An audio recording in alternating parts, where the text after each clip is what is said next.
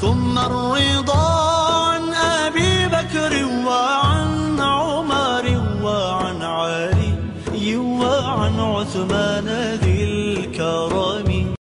اب 1258 نمبر ایک اور مسئلہ ہے. حسین بن سعید ان نضر سے روایت کرتے ہیں، دوسری سند ہے. اس سند میں پھر یہی مسئلہ پوچھا گیا ہے کہ کیا عورت شوہر کی وفات کے بعد عدت کے لیے کہیں اور جا سکتی ہے؟ تو امام فرماتے ہیں ان علی علیہ السلام لما مات عمر اتا ام کلثوم فاخذ بیدها فانطلق بها الى بیته. ہاں جا سکتی ہے عدت گزارنے. مولا علی شیر خدا حضرت ام کلثوم بنت فاطمہ الزہرا ان کو حضرت عمر فاروق کے وصال کے بعد گھر لے آئے تھے. عدت انہوں نے گھر آ کے پوری کی تھی. اب اس کے بعد آگے اسی طرح بہت اونچے درجے کی کتاب ہے جیسے ہماری سیاہ ستہ ہیں، تہذیب الاحکام. یہ بھی ان کے شیخ الطائف ابو جعفر محمد بن حسن الطوسی کی سیاہ ستہ کے درجے کی دوسری کتاب تہذیب الاحکام، اس کی 8ویں جلد جز 8، اور یہ کتاب چھپی ہوئی تہران کی ہے. 8ویں جز میں صفحہ 161 فی عدد النساء، اس کے اندر بیان کرتے ہیں ان ابی عبداللہ علیہ السلام. امام سے وہی سوال کیا گیا، وہی سوال ہے، کتابیں الگ الگ ہیں، حوالے الگ ہیں، سوال وہی ہے کہ عورت شوہر کی وفات کے بعد عدت کسی اور جگہ گزار سکتی ہے؟ امام نے فرمایا، امام جعفر علیہ السلام نے بل حیث شاء جہاں چاہے گزار سکتی ہے. دلیل دی کہ جب حضرت عمر فاروق کا وصال ہو گیا تو مولا علی شیر خدا گئے اور اپنی صاحبزادی حضرت ام کلثوم بنت فاطمہ الزہرا جو حضرت فاروق اعظم کی زوجہ تھی ان کو گھر لے آئے اور عدت انہوں نے آ کے یہاں پوری کی. یہ مسئلہ نمبر 557 تھا. اب پھر تہذیب الاحکام کا مسئلہ نمبر 558 ایک نئی سند کے ساتھ دوبارہ بیان کیا ہے. پھر یہی بیان کیا ہے کہ مولا علی شیر خدا حضرت ام کلثوم کو فاروق اعظم کے وصال کے بعد عدت کے لیے گھر لے آئے تھے، لہذا یہ جائز ہے. یہ تہذیب الاحکام کی جلد 8 تھی جو میں نے آپ کو دی. اب پھر یہی ثبوت اسی کتاب تہذیب الاحکام شیخ طوسی کی جلد 9 ہے، جلد نمبر 9 صفحہ نمبر 362. یہاں سے ایک اور ثبوت ملتا ہے. اس میں ثبوت یہ ملتا ہے محمد بن احمد بن یحییٰ روایت کرتے ہیں ان جعفر بن محمد القمی سے، اور روایت کرتے ہیں امام جعفر الصادق علیہ السلام سے. وہ روایت کرتے ہیں سیدنا امام محمد باقر علیہ السلام سے.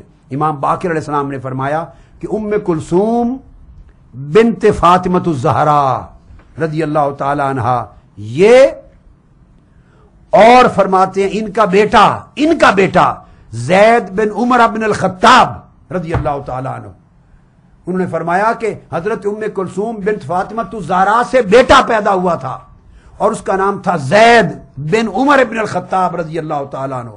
امام محمد باقر علیہ السلام فرماتے ہیں کہ حضرت سیدہ ام کلثوم بن فاطمہ الزہرا اور بیٹا ان کا زید بن عمر رضی اللہ تعالی عنہ ایک ہی وقت میں وصال فرما گئے. دونوں کی وفات ایک وقت میں ہوئی، اور فرماتے ہیں کہ ان کا جنازہ بھی مشترک پڑا گیا، ان کا جنازہ اکٹھا پڑا گیا. تو تصدیق کر دی انہوں نے کہ ان سے بیٹا بھی ہوا تھا زید بن عمر بن الخطاب، اور وہ اور والدہ اکٹھا ایک وقت میں وفات ہوئی. پھر ایک اور عظیم کتاب ہے حضرات شیعہ کی، اس کا نام ہے الفروع من الکافی. الفروع من الکافی یہ سکۃ الاسلام ابو جعفر محمد بن یعقوب بن اسحاق الکلینی کی ہے، علامہ کلینی کی. ان کی وفات 328 ہجری میں ہوئی تھی. 328 اتنے پرانے ان کے محدثین میں سے سکۃ الاسلام ہے. اور یہ کتاب بھی اسی طرح فروع من الکافی چھپی ہوئی ہے ایران کی تہران کی.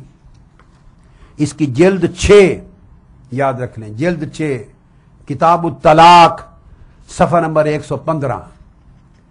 اس صفحہ نمبر 115 میں پھر وہی مسئلہ ہے، روایت الگ ہے، راوی الگ ہیں.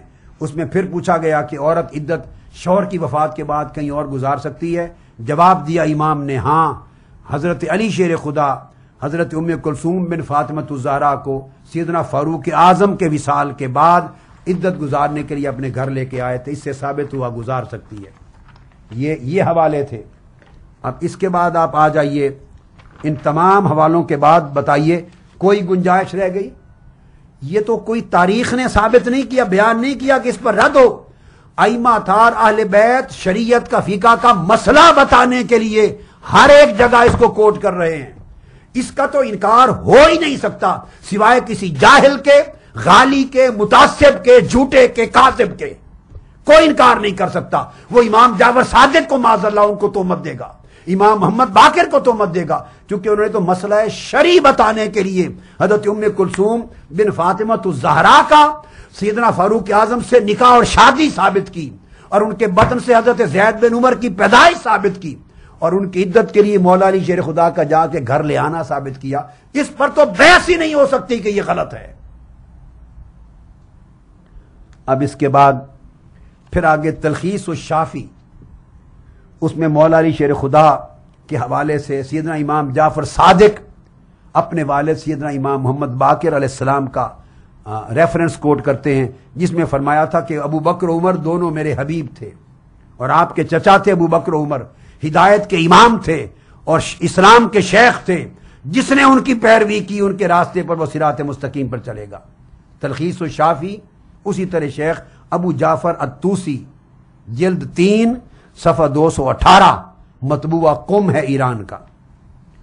آگے دیکھیے شیخین کریم کے بارے میں امام محمد باقر نے پھر حلفیہ بیان دیا ہے۔ پھر حضرت عمر کرم اللہ وجہ الکریم حسنین کریمین کو اپنی اولاد سے زیادہ عزیز رکھتے۔ سیدنا فاروق اعظم جب فتح مدائن ہوئی اور مال غنیمت آیا تو حضرت عبداللہ بن عمر بھی کھڑے تھے، ان کو بھی مال غنیمت کا حصہ ملنا تھا۔ سیدنا امام حسین ابن علی علیہ السلام بھی کھڑے تھے، مگر سیدنا فاروق اعظم رضی اللہ تعالیٰ عنہ نے 2 گنا حصہ، اپنے بیٹے سے زیادہ حصہ سیدنا امام حسین کو دیا، شہزادہ علی المرتضیٰ، شہزادہ تاجدار کائنات کو دیا امام حسین کو۔ ان کے بیٹے حضرت عبداللہ نے اعتراض کیا، ابا جان حصہ برابر ملنا چاہیے تھا، مال غنیمت کا حصہ برابر، حسین کو حصہ زیادہ کیوں دیا؟ اس پر فاروق اعظم بولے، فرمایا بیٹے عبداللہ اس لیے حسین کو حصہ زیادہ دیا ہے کہ ابوہما خیر من ابیک و امہما خیر من امک، ان کا باپ تیرے باپ سے بہتر ہے، ان کی ماں تیری ماں سے بہتر ہے۔ یہ تھے ان کے عقیدے، آپ ان کو دشمن بنا رہے ہیں، حملے کروا رہے ہیں، کچھ خدا کا خوف کریں۔ مناقب آل ابی طالب اس کتاب کا حوالہ دیا ہے، جلد 2 صفحہ 268 اور 269، اس کے اندر یہ چیز آئی ہے۔ اسی طرح جب سیدہ کائنات کا نکاح ہوا مولا علی شیر خدا سے، تو حضرت ابو بکر، عمر اور عثمان تینوں کو آقا علیہ السلام نے بلوا بھیجا۔ علی شیر خدا اور فاطمہ الزہرا کے نکاح کے گواہ یہ خلفائے راشدین ہیں، ابو بکر، عمر اور عثمان نکاح کے گواہ یہ ہیں۔ اس کو اٹھا کے دیکھ لیجئے، کشف الغمہ جلد اول صفحہ 348 اور 349، کشف الغمہ جلد اول 348 349، اور ہر کتاب کے اندر درج ہے۔ پھر اس سے بڑھ کر سیدہ فاطمہ الزہرا کا جہیز بنانے کے لیے اور مہر دینے کے لیے حضور علیہ السلام نے فرمایا مولا علی شیر خدا کو اپنی زیرہ بیچ کے پیسے لے آؤ، کچھ جہیز بناؤ، کچھ مہر کا سامان کرو۔ وہ حضرت عثمان غنی کے پاس گئے۔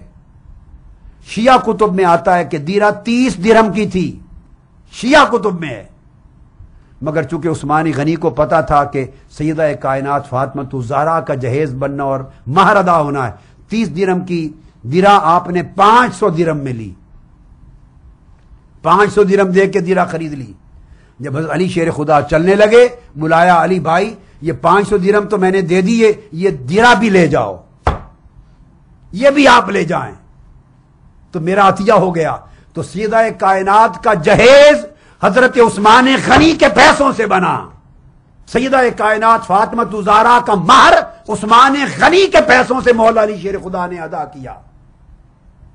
وہ جو دیرہ دے دی تھی اس کے پیسے بھی عطا ہوئے اور آپ نے وہ بھی واپس کر دی۔ ارے تعلق یہ تھا، اگر دشمنیاں ہوتی، عداوتیں ہوتی تو مولا علی شیر خدا پیسے دے مارتے۔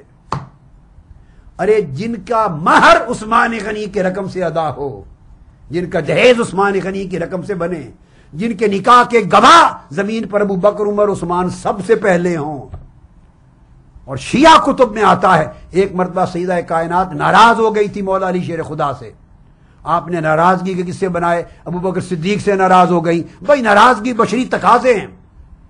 ان کو کسی وجہ سے کوئی گمان گزرا کہ شاید علی شیر خدا ابو جہل کی بیٹی سے نکاح کرنا چاہتے ہیں, اور ایک واقعہ کچھ اور ہے.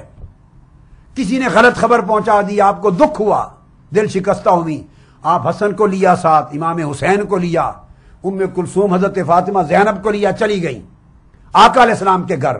طویل واقعہ ہے, نہیں سناتا. آقا علیہ السلام نے بعد ازاں باہر آ کے دیکھا تو علی شیر خدا دکھی پریشان حال مسجد نبی میں زمین پر پڑے ہیں. آپ کو آگاہی ہو گئی کہ علی کا قصور نہیں ہے, یہ کسی نے تہمت لگائی ہے علی پر.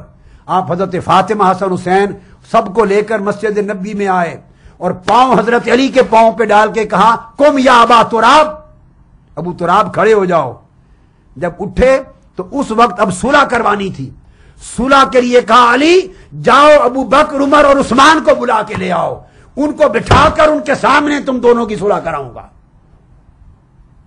انہیں بٹھا کر صلح کرائی. اور یہ حوالہ شیعہ حضرات کی کتابوں میں آتا ہے. سیدہ کائنات نے جب وہ عیادت کے لیے گئے تو مذاکرہ میں بھی یہ کوٹ کیا تھا سیدہ کائنات نے, شیعہ کتب میں ہے کہ آپ کو یاد نہیں میرے بابا نے کیا کہا تھا اس وقت, فاطمہ تو بدعۃ منی, علی کو کیا کہا تھا. احتجاج تبرسی میں آتا ہے, جلد اول صفحہ 125 127, احتجاج تبرسی, کہ مولا علی شیر خدا خلافت ابو بکر صدیق کے زمانے میں ان کے پیچھے ہمیشہ باجماعت نماز پڑھتے تھے. میں اس کے بہت حوالے دے چکا ہوں. پھر نہج البلاغہ میں آگے تعلق آتے ہیں, بیان کرتے ہیں. شرح نہج البلاغہ ابن میسم البحرانی بیان کرتے ہیں, جلد اول صفحہ 78, ابن میسم بحرانی جلد اول صفحہ 78, شرح نہج البلاغہ. وہ بیان کرتے ہیں کہ امام اعظم امام جعفر الصادق کے شاگرد تھے. پھر انہوں نے امام مالک کی سند مولا علی شیر خدا تک تلمذ کی بیان کی. پھر امام شافعی کی سند بیان کی, امام مالک اور امام احمد بن حنبل, اور کہا چاروں ائمہ فقہ اہل بیت پاک کے فیض سے ان آگے پہنچایا امت تک. یہ ان کے آگے اوپر کے تعلق تھے, یہ نیچے کے تعلق تھے. اور پھر آخری باتوں میں یہ ایک بات, سیکنڈ لاسٹ, جب ایران فتح ہوا مال غنیمت بھی آیا اور حضرت شہربانو بھی آئیں. بادشاہ یزدگرد کی بیٹی مال غنیمت کے ساتھ جو قیدی بن کے آئے, تو یزدگرد کی بیٹی حضرت شہربانو وہ بھی آئیں. اس وقت نام ان کا شہربانو نہیں تھا, شاہ جہان تھا. جب بیٹھی تھیں تو اتنا حسن تھا, نور تھا, کہتی مدینے کی عورتوں کی آنکھیں چندیا گئیں. سیدنا فاروق اعظم جب آئے مال غنیمت تقسیم کرنے اور فیصلہ کرنے کے لیے, تو شہربانو یزدگرد کی بیٹی نے چہرہ چھپا لیا اور اپنے باپ کو برا کہنے لگی کہ یہ باپ کی غلطیوں سے یہ وقت ہمارے اوپر آنا تھا. سیدنا فاروق اعظم نے فرمایا بیٹی نہیں, آپ کے ساتھ عزت کا سلوک ہوگا, باپ کو برا نہ کہو. ختم ہو گئی. کھڑے ہو گئے فاروق اعظم کہ حسینہ عالم ہے جن کے سامنے مدینے کی شہزادیاں شر چھپا رہی ہیں, چہرے چھپا رہی ہیں. اس کے لیے شہزادہ کون سا چنا جائے, شہربانو کس کے عقد میں دی جائے. سیدنا فاروق اعظم نے حضرت شہربانو کا نکاح امام حسین سے کیا, اپنے بیٹے سے نہیں کیا. ان کو کا ہاتھ رکھ دیا امام حسین پر. بیٹے کو بھی دے سکتے تھے, مگر ساری عالم کی حسینہ تھی, شہنشاہ یزدگرد کی, بادشاہ ایران کی بیٹی تھی, تو کہا کہ اس کے لیے بھی کوئی کائنات کا شہزادہ ہونا چاہیے. حسین کو دے دیا. تو شہربانو امام حسین کی زوجہ بنی. یہ عطائے فاروق اعظم تھی, تقسیم فاروق اعظم تھی کہ شہربانو حضرت امام حسین کو ملی. ان کے بدن سے امام زین العابدین ہوئے اور کل 11 امام پیدا ہوئے. 11 کے 11 امام جس بطن اور نسب سے پیدا ہوئے ہیں وہ ماں عطا کی ہوئی ہے فاروق اعظم کی, امام حسین کو.